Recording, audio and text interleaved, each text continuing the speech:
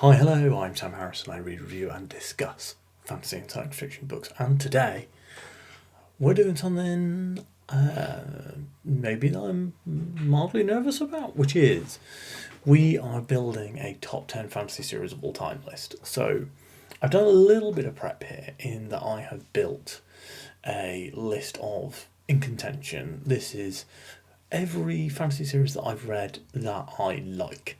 So, this isn't the best fantasy series I've read. These are all the series I've read that I don't actively dislike. So I think I looked through my Goodreads and I deleted maybe 5 to 10 series that I'd read. So this is everything. I'm like, this is good stuff. What I've got here is 3 documents. These are just Apple Notes or whatever. And I've got in contention, which is all of the series that I like. Then I've got the shortlist, which I'll be building over this episode. Then I've got the shortlist, which I'll be building over this video. And then finally, we have the top 10 fantasy series, which is me going to be taking the shortlist and then ranking them 1 to 10. So what I think is probably the easiest way to do this is to go down the in contention list, talk about each series, and then we'll see where we are, I guess. So, let's start with, I've got a lovely glass of stout here. I've got another backup beer for when this one's finished. So, First Law. Now, I almost didn't put this on this list because I've only read one book. But I did want to take some time to talk about this book and how much I really loved it. So The First Law is a series by Joe Abercrombie. It's a trilogy. It has 6 sequel books. So there's 3 standalone books and then a whole sequel trilogy. And the sequel trilogy is set a few years later, a generation later, I think, and that sounds super interesting to me. And I have seen that Murphy Napier actually put the sequel series on her top 10, which makes me want to get to it because while I don't agree with everything she likes, I do like a lot of the books that she likes. So I don't think that having read one book out of 3, The First Law should go on the shortlist. But what I would say is, if you haven't read The First Law, I've only read one book, but I'm told that that book is the worst book in The First Law, and I loved it. So, yeah, definitely something that I would recommend if you haven't got to it. So, let's move on. Empire of the Wolf. So, one thing that I forgot to mention was, when I first made my top fantasy series list, I did it with I did a top 5, and my rule was that the series had to be complete or I had to be up to date. Now I'm removing that rule for this list because I want to talk about a few series that I'm not up to date on or that are not finished. However, Emperor of the Wolf actually is finished and I finished it. So Empire of the Wolf, the first book in this list, if we were doing top 10 fantasy novels, not top 10 fantasy series, the Justice of Kings, which is book 1 of the Empire of the Wolf, would be top 5, I think. I loved that book, absolutely loved that book. I know that there's some complaints from people about the POV for the book, and I know that not everybody likes Helena as a character, but I think that if you look at it from the perspective of this is an old person narrating their youth, I think that you'll see that if I think back to how I was when I was a child or teenager, I don't know if I would describe myself generously. I think I might be a bit like Helena is in The Empire of the Wolf. I'm going to put this on the shortlist. Shortlist does not mean that it's definitely going in, but the shortlist is what we'll be building the final 10 from, and then once we have the final 10, then we'll be ranking them. But Empire of the Wolf is definitely going to go on there. But by the way, Empire of the Wolf is by Richard Swan. So if you have not read that series, again, really love that series. The one caveat I have about Empire of the Wolf is that the books decline in quality. So book 1 is the best. Book 2 is almost as good, but not as good. And then book 3, it's not a sharp decline. It's not unreadable, but I found the final book in the series to be a bit middling, a bit disappointing, based on what I was hoping from loving books 1 and 2. Wheel of Time. I don't think that you guys will be surprised to know that Wheel of Time is going on the shortlist. I have loved Wheel of Time this year. Been reading the book I've now been reading for a whole year because I started it January 24. I've been reading it with Matt from the channel Bask in the Story. Although he doesn't really do his own YouTube anymore, he is on mine, and I love that. I love that we're still doing this series and that we're still catching up and chatting about it every month. And talking to Matt about the Wheel of Time has, I think, massively improved my my experience reading it. Talking to people about the things that you love is great, and talking to people about the things that you love and that thing you love also being very good is an even better experience. What is the Wheel of Time? You probably already know this. The Wheel of Time is a massive fantasy series written by Robert Jordan. Unfortunately, Jordan passed away in the, I want to say mid-2000s, and Brandon Sanderson took over and finished the series. So if you're a Sanderson fan, if you're a fan of epic fantasy, and this is really epic, I mean, there are very, very few series that are 14 books with a single story. Like, I know, if you look at things like the Riftwar Saga, for example, Riftwar Saga is 30 books, but the stories begin and end. So there's one trilogy, then another. Same with the Realm of the Elderlings. We have multiple different trilogies, or I think there's a couple of quadrilogies even in there. But if you look at Wheel of Time, it's 14 books, it's a straight shot, one single story. And I think there's not really anything like that in fiction, let alone there's nothing like that in terms of breadth and length, but also in terms of quality, because there are series that are longer, there are series that are maybe thought of as better, for example Malazan Book of the Fallen. I haven't read that one, so I can't tell you, but Wheel of Time is really truly special to me as the first fantasy series like this that I have read. Stormlight Archive. I think I'm going to put this on the shortlist. The Stormlight Archive has never really been my favourite stuff from Sanderson. I have always been a Mistborn Era 2 guy, and I now would even maybe say Elantris might be my favourite Sanderson thing. I don't know. But Stormlight Archive, and also the one thing I would say is we may end up coming back to Stormlight Archive later and just renaming it the Cosmere. Do you know what? We're going to do that now. So it's going to stay on the shortlist, but this is going to become the Cosmere, and I'm actually going to delete Mistborn from here. So now we're back to Stormlight Archive. We're going to talk about the Cosmere. The Cosmere is a really fascinating shared universe. I've got a lot of time for all the work that Sanderson has put in to make this series feel so vast and yet keep the story so personal in each book. I don't think that every book is a 5 out of 5. I think that there are some books in there that I did not enjoy as much as others. For example, I know a lot of people love it, but I didn't love Warbreaker. I didn't like Edgedancer at all. I would say Edgedancer is a 2-star book for me, and I think that's one of the only 2-star books I've ever finished.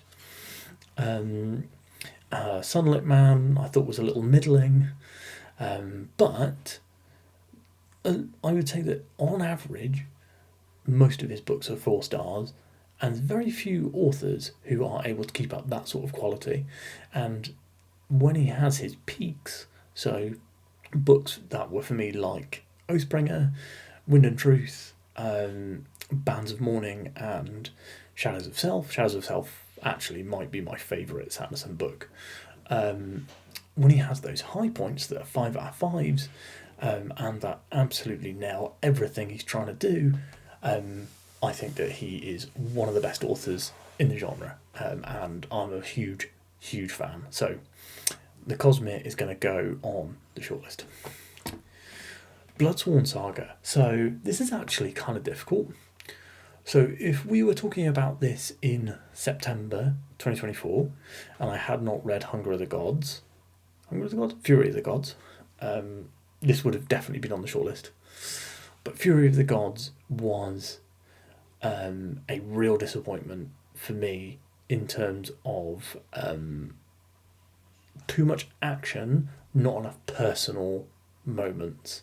And there were lots of storylines that, like for example, one major storyline that we've been following across all 3 books was wrapped up from the point of view of another character.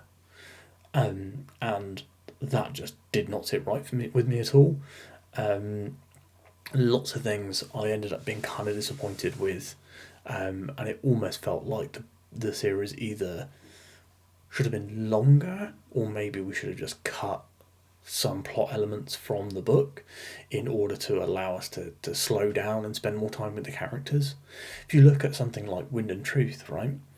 Wind and Truth is a very, very fast-paced book. The whole book takes place over 10 days. It's full of action, but all the action is balanced out with these personal moments. And you often, sometimes in Fury of the Gods, you go like action scene to action scene. You don't go like action scene, slow moment, action scene, slow moment. And the action scenes, you often see with some writers, they put personal moments and emotional moments and plot development in the action scenes, but that didn't work as well for me with Fury of the Gods. So, for the time being, this might go on the shortlist, but Fury of the Gods might end up pulling it off. If it is going to be on the shortlist, it will be at the bottom. It will be, maybe my number 10 series. Ooh, let's get serious now. Let's talk about the Adan trilogy. So, anyone who has watched my channel will know that this is going over here. Return to Adan is one of my favourite books I've ever read, and was a genuine huge surprise after the previous 2, which I liked a lot. So I feel like with the Adan trilogy, this is by Philip Chase, by the way, book 1, very, very good. Solid 4 stars. No real complaints. Just was waiting for something to really wow me. Book 2, 5 stars, had several moments that really took my breath away, and I was like, oh, okay. And then book 3 basically started with taking my breath away in the prologue and never really stopped. I feel like the Adan trilogy increased in quality each time, to the point where, and I've said this before about Of War and Ruin, which is the 3rd book in the Bound and the Broken series, that I wished I could have given it 6 stars, and I do feel very similarly around Return to Adan. So, Return to Adan, one of the best books I've ever read, and that puts this instantly on the shortlist. The Deck Collection. The Deck Collection is a really, really solid series, and if we were doing a favourite indie book series, it would be very high on that list. How many? We've already got 5 on the shortlist. I'm gonna pull this across. So the Deck Collection is a series by Andrew Givler. This is an urban fantasy series, and I'm a big urban fantasy guy, but there's very few urban fantasies that are not romantasy that I have found. If you have recommendations, please tell me. I'm desperate. But the deck collection is really fun. It's really well written. All the books are really fast paced, and the world building is really good. So one of the things that you sometimes get with urban fantasy stuff is they don't have to try hard with the world building because like it's set in Chicago or it's set in New York, and you don't need to do as much world building when your book series is set in a place that everybody knows it because it's a real place. But the deck collection, like the first book is set fully in LA, and then from there on, there's like world hopping, there is whole universe, multiverse stuff that has been built and world built out, and I think it works incredibly well. And again, it's just really funny, and I like. I have a lot of fun reading it. I'm often chuckling as I read. It's very, very reminiscent of the Dresden Files. Now, the deck collection may end up coming off of this list in order to put the Dresden Files on, because Dresden Files is a better series. We are talking about, though, a series where I've read 3 books versus a series where I've read 16 plus books, and where Jim Butcher has been a professionally published author for like 20 years, whereas the deck collection was like Andrew Gibbler's first book. And I mean, he did nail it. The first book in the series is my favourite, but I haven't read the 4th book yet. And yeah, it's staying on here for now. I don't know whether you could have deck collection and Dresden Files in the same top 10. We'll think about that when we come to building the final top 10 list, though. Shadowbinders. So this could be a completely different conversation in 2 weeks' time. Shadowbinders is the trilogy by Andrew Watson, starting with Harbinger of Justice. I have only read book 1 and the novella in this series. Currently, I don't think this is going to make my shortlist. I really enjoyed book 1. It was a really solid opening to a series. It established the world that I really like. It established 2 really interesting characters. And I want to see more from this universe desperately. And I actually have the arc for book 2 sitting next to me, and it's the very next book that I'm going to read as soon as I finish Crossroads of Twilight. And I'm sure that this would be a completely different conversation in 2 weeks' time when I finish that book. However, I haven't read it, and I think that for now, I'm going to keep Shadowbinders off of the shortlist. Let's reconvene and rediscuss this when I update this top 10 fantasy series next year. I'm planning on, by the way, updating this on an annual basis. I've seen that Mike from Mike's Book Reviews was like, oh, I update this every 2-3 years. But I actually like to try a lot of new fantasy series. So because I try a lot of series, I think I'm going to be able to update more often. And also, I've still not read all the classic series. Like, I haven't read Maladan. But by this time next year, hopefully I'll have read like 4 or 5 books. So, yes, Shadowbinders. Currently not going on the list. Might do soon. The Unraveling. So, this is an indie fantasy series again. This is by Elle McInerney. This first book in the series is called Soul Stealer. I've not read the prequel novella. I'm waiting for my physical copy to arrive. Really excited to get that one. And I can tell you now that I loved book 1, and I will definitely be keeping on top of this series. This one is really on the bubble. So I love the world building. I love the characters.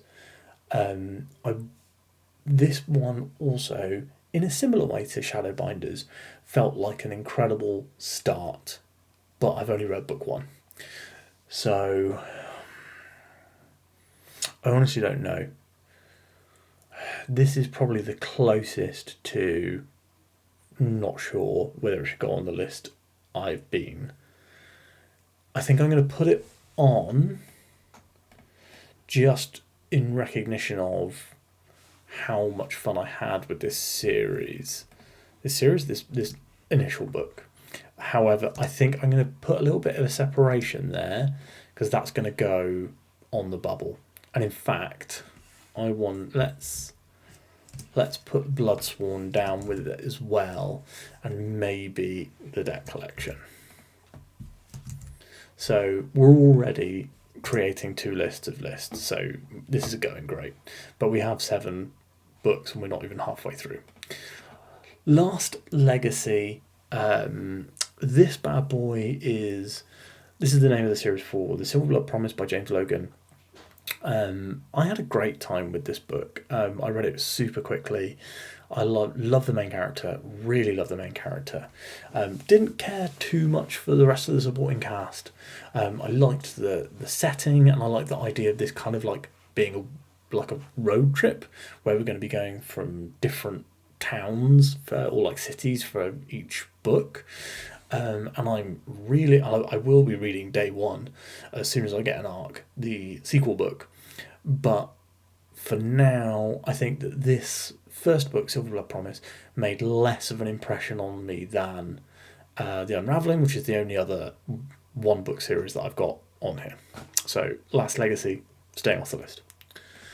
Wandering Inn. This is an interesting one because of the way that I read it. So if you're not aware of what The Wandering Inn is, it is a web serial that has been kind of bound together and published as ebooks and audiobooks. I would not recommend currently to start this series with the ebook or audiobook because there is a revised version coming. So if you want to do specifically ebook and audiobook, please hold off to get the best experience. Is The Wandering Inn going on my top 10 list of all time? No, not right now. Volume 2 has been a bit of a mood killer for The Wandering Inn. I loved Volume 1. Apart from the ending, I felt the ending really dragged the book down. It was like the opposite of a Sanderson. It was like the Sanderlanche stuff in Sanderson is great because it builds and builds and builds over like the second half of the novel. The Wandering Inn ending kind of just happened, and then there was like a big climactic event which was super cool and well written, but it kind of came out of nowhere and then it just kind of ended. And that works great if you're reading this chapter by chapter, week by week, but as books, which is how I'm reviewing it and how I'm discussing it, was not as good. So Wandering Inn, staying off the list, with the hope that when I have time this year to binge read it, which is my plan now, so instead of reading it chapter by chapter, I'll be binge reading full books at a time. Getting back to that will be a much better experience. But for now, Volume 2 and the end of Volume 1 have been a bit of a downer. But I'm definitely going to be reading it. Hierarchy. This one, again, similar to Last Legacy,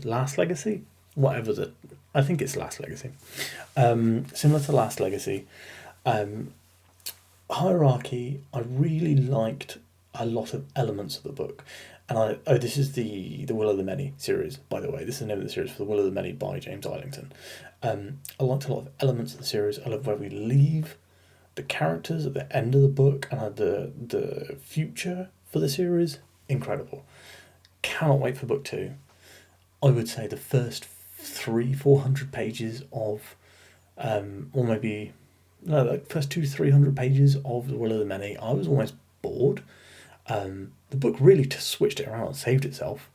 And I think that from memory, I read like the first 200 pages in like a week and a bit, and the second, and then the final 400 pages in like 2 days. So like that tells you how well it ends, but I cannot forget how I did not enjoy the beginning. Staying off the list. Bound and the Broken is an easy number 1 on this list. Not number 1. It's an easy addition to this list because this was I think this or Dresden Files was my number 1 series of all time previously, and I haven't really changed my opinion on that. I mean, that's one of the best series I've ever read. It mixes the kind of expansive feel of Wheel of Time with the world building chops and the accessible writing that you get from someone like Sanderson. It's just an incredible series, and this is by Ryan Kyle. Cannot wait for book 4 to come out. I think it may not end up being in the top spot anymore on my series list. If we were talking indie series, it would absolutely be number one. But for now, yeah, we'll talk about placement later. Shadow of the Leviathan. This maybe shouldn't have been on this list because it was good, not great, and I know I had 10 great series here. This is the Robert Jackson Bennett's Tainted Cup. I don't know if I'm even going to continue on with this series, so probably best not to talk too much about it and just move kind of on. Powder Mage. I really enjoyed the first Powder Mage book, which is called something. I can't see my physical copy from here. Anyway, this is by Brian McClellan. It is a trilogy. There's a sequel trilogy, which people say the first book in the Powder Mage trilogy is the best. And I loved book 1, but I haven't read on because people say it's the best. I haven't read on because of that. I am going to be keeping it off the shortlist. However, I'm going to read on this year. So maybe next year we'll be having a different conversation about Powder Mage. But I did love the first book, and I would recommend anyone who is kind of bored of the setting of like traditional fantasy where it's like, medieval Europe or whatever. If you're bored of that, this is a flintlock fantasy where we've got, guns, and it's more like revolutionary France. Huge fan of this book, but I haven't read any more. Book of the Hole. So Book of the Hole is the name of the series for Dragons of Deepwood Fen by Bradley P. Bowyer. This book was awesome. Absolutely loved it. The dragon riding was cool. The setting was great. The use of like the kin and then the like invading people who've like kind of colonized their world of the Fens. Really, really good. And like the whole drug trade stuff. Absolutely loved it.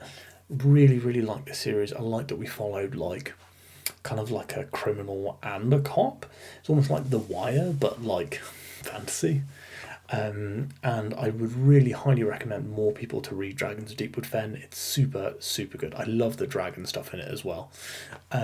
Without anything more than that book 1, I would struggle, I think, to put it on the shortlist. This, if we're looking at books which I've only read book 1, this might be the one that is closest to going on the shortlist. But because I'm pretty certain the shortlist is gonna get dicey, I think it's probably not worth putting it on. And in fact, talking about not putting things on, these 2 book series, Cradle and Mortal Techniques, I've only read 1 book, and both of them were 3-star reads for me. I shouldn't have put them on there. That was silly. Let's move on. Greenbone Saga. This is real favourite of mine. 100% going on the list. 100% going on the list. So let's shift you over here. So absolutely huge fan of this. Really, really loved the Greenbone Saga. This is another urban fantasy, although it's a secondary world urban fantasy, so it's not set in our world, although a lot of the elements of their society are similar to our world. It also does one of the things that I love in fiction, which is seeing technology move on. This is one of the reasons why I like Mistborn Era 2, why I'm excited to read Joe Abercrombie's Age of Madness trilogy. But during Greenbone Saga, because it's set over a long period of time, it's set over like 40 years or whatever, you get to see them go from like people have, Model T Ford style cars that can go like 20 miles an hour to like mobile phones and the internet existing in the final book. Absolutely love that progression of the society and also the ramifications of the progression of technology in the society, something we don't see in fantasy anywhere near enough. And I loved the way that Fonda has thought about the way that the Jade and the Greenbone Warriors and the Shine using soldiers, how they all kind of interact and how they all affect society, which is something that I think that not enough fantasy authors think about or do. So yeah, Greenbone Saga easily on this list, very high on this list, might even be higher than last time. Dresden Files.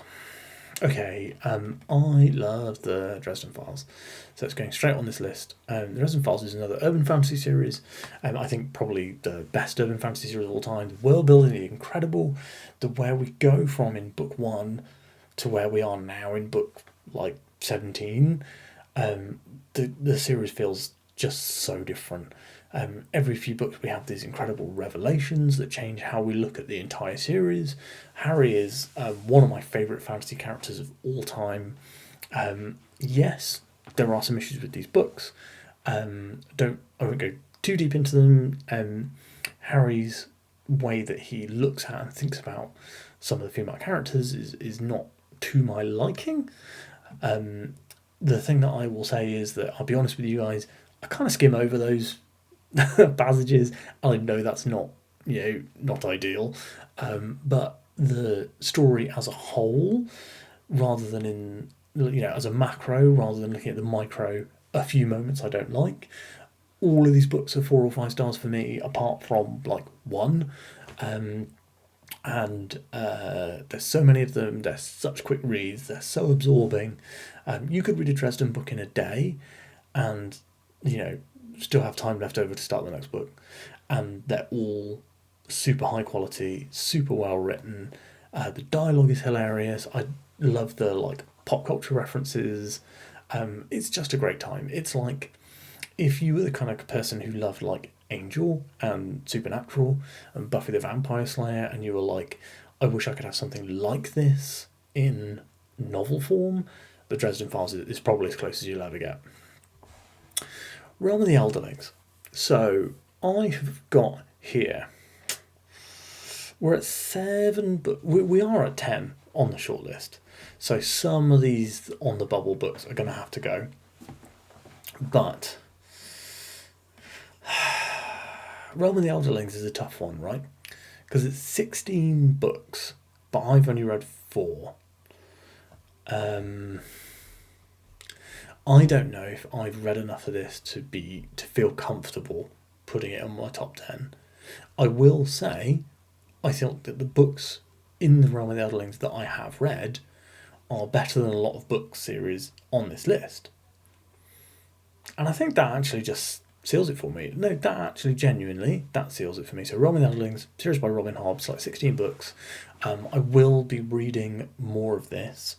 I think that my plan is to go into it after I've read Malazan. So yes, we're talking about probably 15 plus months from now, depending on how Wheel of Time goes, how Malazan goes. But I will definitely be reading this. This will be my read along after that, after Malazan. A Song of Ice and Fire. Oh boy.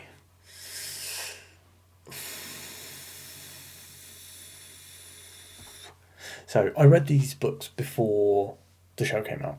So my friend Dan was like, you like fantasy books, you should read Song of Ice and Fire. And this was 2010. And so back then I was reading maybe 1 to 2 books a year. And I read the first 4 A Song of Ice and Fire books in 2 weeks. I love the characters. I love the story. I don't love where we are going in A Song of Ice and Fire. I felt the last 2 books were the weakest. Both have really strong, really good moments. But overall, I felt there were a few character decisions that George R. R. Martin had made where I was like, ugh, I now don't like reading about this character. And across all the books, there have been POVs that I've been like, I just don't care about this character, and I'm bored. And when I got their chapters, often it would make me put the book down. And I'm not getting that with other multi POV book series that I'm reading, like Stormlight Archive, like Wheel of Time, Greenbone Saga, Bound and the Broken. None of those multi POV books, when I get to a new chapter and it's like, Fael looked at so and so, I'm like, oh no, I'm still super in. I love all the characters in all of these series. So if I think about the highest highs of a Song of Ice and Fire, are very high up the shortlist. However, I think I might have too many issues with it, and also it's not finished and it's never going to be. So, God, this is on the bubble too, you know. It's funny because this is probably some people's favourite series of all time, and I will admit, it's been almost 15 years since I read it. The last thing I read of it obviously was Dance with Dragons, which I read the week it came out. I just don't know. Let me have a drink. Let's have a think.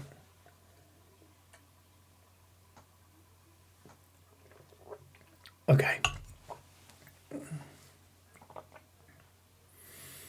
I'm putting it in the bubble. It's going in the bubble.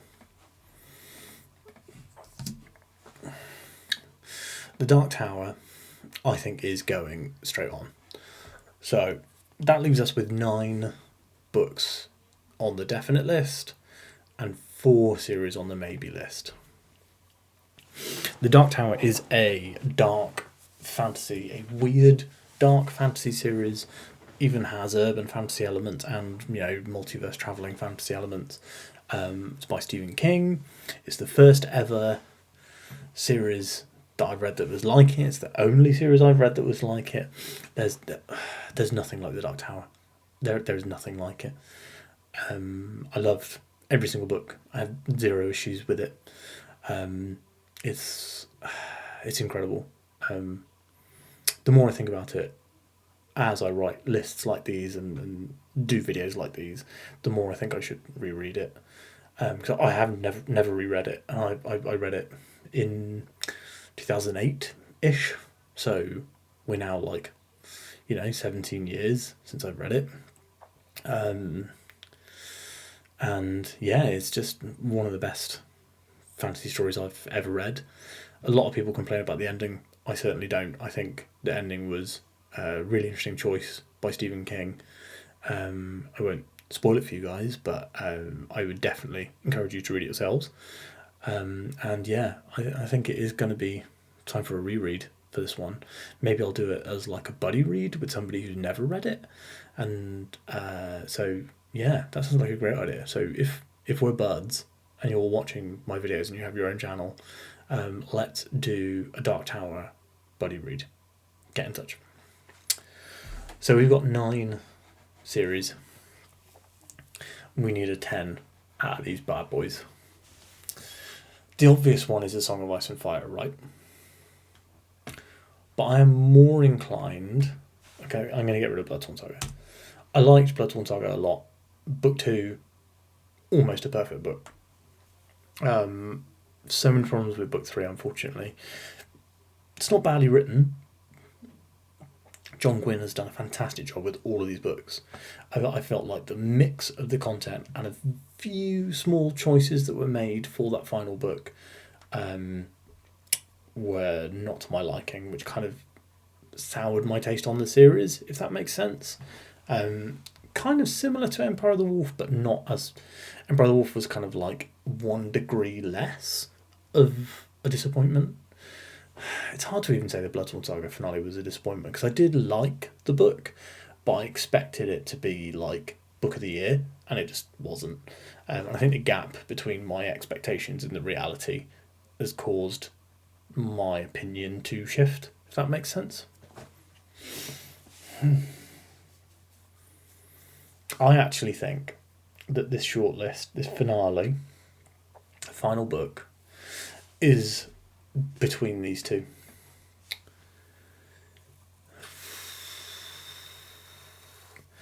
Can the Debt Collection go on a list with Dresden Files?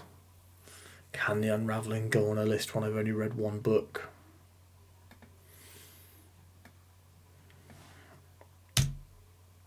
This is not an indictment on A Song of Ice and Fire. This is me saying I haven't read A Song of Ice and Fire in 15 years and my memory is not strong enough to put it on this list. I hope that makes sense. Where are we going? Where are we going? Come on, beer. Make a decision for me.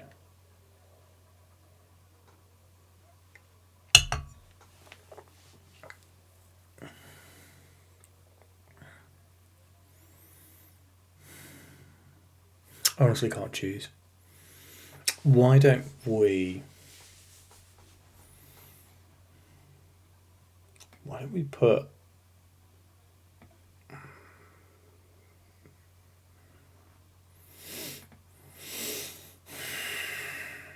this is genuinely tough. I think this is tougher than my top 10 books of last year. This is 9 books, right? 1, 2, 3, 4, 5, 6, 7, 8, 9. Yeah. Is there any book on this? Is there anything on this list? No, there's nothing coming off. I think it's going to be The Unravelling. I think it just is. No, I think it's the Debt Collection. It's the Debt Collection. I've read more books. I love The Unravelling. Like Soul Stealer was one of my top 10 books of last year. Huge recommendation from me if you have not read it. Soul Stealer, the individual book, is better than a lot of individual books on this list, and I think is better maybe than all of the books in the Debt Collection. However, I've seen more of the Debt Collection, and if we're talking about series, I've read one book in The Unravelling because that's all I've got. I mean, I do have an arc of the second book, but I haven't read it yet. And I've seen more of the Debt Collection. I know more about that series. I know more about the potential of the storytelling and how well realised that potential is, which I think is pulling the Unravelling off the list. Okay, now this needs to be a bulleted list.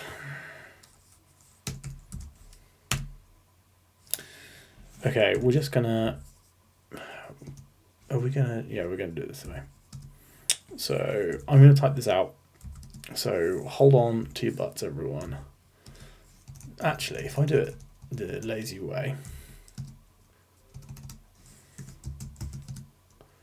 Oh, come on, Apple. Do me a list. Do me a solid. They've got numbered list. Hell yeah. Okay.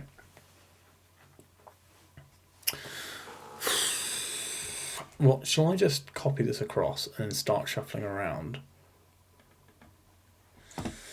Okay, I do think the Debt Collection will be my number 10. Empire of the Wolf is also going to be low. Number 9? That kind of makes sense. I don't know if I want Wheel of Time at number 1. I do know I want... Oh, that's not a good idea. I know I want a Dan trilogy up high. Ooh, did I do a typo? Yeah. Oh, I know I want Bound and the Broken up high. Do I want the Bound and the Broken above or below Edan? I think for my list, the Bound and the Broken is above the Edan trilogy. However, for the majority of readers, I think you might like the Edan trilogy more than the Bound and the Broken. Did I? Oh my god, some real typos here. No, I didn't mistype that. That says Greenbone Saga. Criminal. Copying and pasting done me dirty here. I would like to move the Cosmere down because it has those ups and downs. So this is going to go. I think I'm pretty happy with 1089 or 1098. I think that because I've read so little of Realm of the Elderlings, this is going to go in at the 7 spot.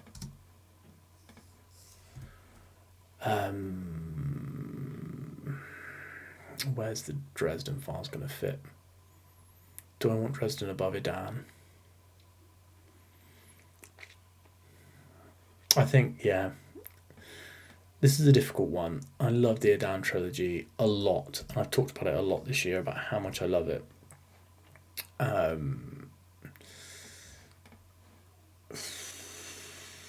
Is this where we're at? Is it number 1 Wheel of Time? Or is it Bound and the Broken? Oh my god. So I feel pretty strong about the rest of this list. I actually think 3 to 10 is great. Did I like Greenbone more than Edan? Don't think so. I've got a bit of a complaint about the final Greenbone book, in that I do think that the Greenbone saga should have been like 10 books, not 3. The final book takes place over like 20 plus years and has enough big, massive, cool moments that it could have been like 6 books, but it was just 1. And I admire fondly trying that, but it didn't work for me as well as it worked for other writers. The writers, readers. Is this Bound and the Broken or is it Wheel of Time? So Bound and the Broken, I read 3 books, 3 novellas, and a short story. None of those books are bad.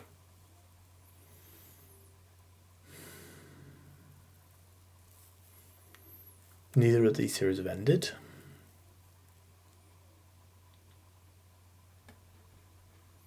I think we're moving it. I think we're doing it. Ooh, that's not right. How does this feel? Bound and the Broken, Ryan Kyle. Wheel of Time, Robert Jordan. Dresden Files, Jim Butcher. Edan Trilogy, Philip Chase. Greenbone Saga, Fonda Lee. Darktown, Stephen King. Realm of the Elderlings, Robin Hobb. Cosmere, Brando Sando. Empire of the Wolf, Richard Swan. Debt Collection, Andrew Gibler. God, is that how we're going? Are we going Bound and the Broken?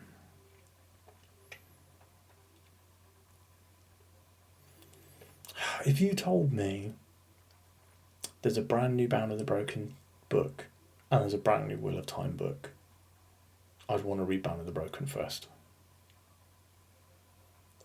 I don't know if I'd want to read Dresden more than Wheel of Time, actually. It's difficult because when you're 16 books into a series and, you know, I feel like I'm also... This probably doesn't help. I'm currently reading what is thought of as the worst book in the Wheel of Time, Crossroads of Twilight. And maybe if I had read the Sanderson books and Knife of Dreams, we would be, again, having a different conversation. And next January, I imagine we'll be having a different conversation. But right now, today, it's Bound and the Broken. It is. I think it is. I think this is a really good list. It's got a good mix of urban fantasy, classic fantasy, modern fantasy. Got some indie series in there. We've got 1, 2, 3 indie series. Indie series at number 1, even. Yeah. If you look at that top 5, you got indie, longest trad pub, best, one of the most popular trad pub series of all time, the most popular urban fantasy trad pub of all time, probably. The Edan trilogy, a really interesting modern take on traditional fantasy. with maybe the best final book in a trilogy I've ever read, or at least the best book I read last year. And this wasn't even close, by the way. Like, Return to Adan was number one last year, and I didn't even have to think about it. Is it better than Dresden Files? It's just that they're not really comparable. When we're looking at this list, right, I feel like from the Cosmere to Adan, those books are basically a like 5-way tie. And then Dresden Files is pipping it with emotional attachment. Wheel of Time, maybe a sunk cost fallacy. And then Bound and the Broken is like. Bound and the Broken's like the first kind of traditional classic fantasy series that I really fell in love with. Well, I did read The Rift War when I was a teenager and loved it, but I didn't put it on the in contention because it's been over 20 years. We're happy. We're doing it. That's the list. I'm going to run through it one last time.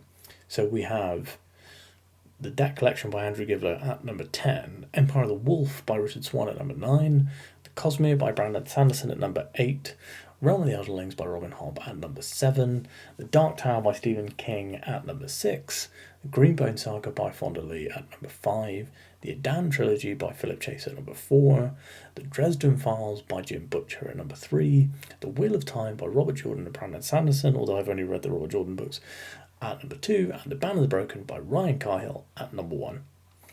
So now I've made the list, now it's time to shoot the video where I tell you guys all about it. So I'm going to go sit on the sofa, which you can't see because I've green screened it, and go through this whole list again, but in a different way. Hopefully you guys have enjoyed this video. Thanks so much for watching, and I will speak to you soon. You've already seen the top 10 list, by the way, so this video is going to come out the week after. So hope you enjoyed that top 10 list, and I hope you enjoyed watching me build it. I really enjoy making these list making videos because I feel like you get to see tons of lists from booktubers, right?